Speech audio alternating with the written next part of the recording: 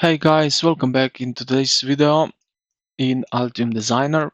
So today I will be showing you how to root in your project. So it's pretty simple, straightforward.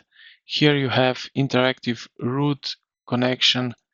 You can click on it with right click on your mouse and then you have bunch of options: interactive routing, interactive differential, pair routing, quick routing. I most of the time using interactive routing.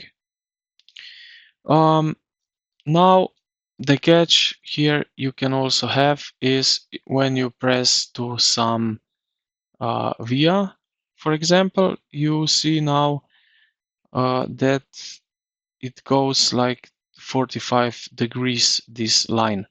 What we can do is hit Shift and Space to change a little bit the shape of our root. As you can see, also it's now 90 degree. It's more round edges, straightforward, and now it's again breaking. So this is how you root. Then you just need to connect uh, the right nets, lines together, and that's basically it. I hope this video helped you out. If you did, consider to like and subscribe. Thank you for watching, and I will see you in the next one.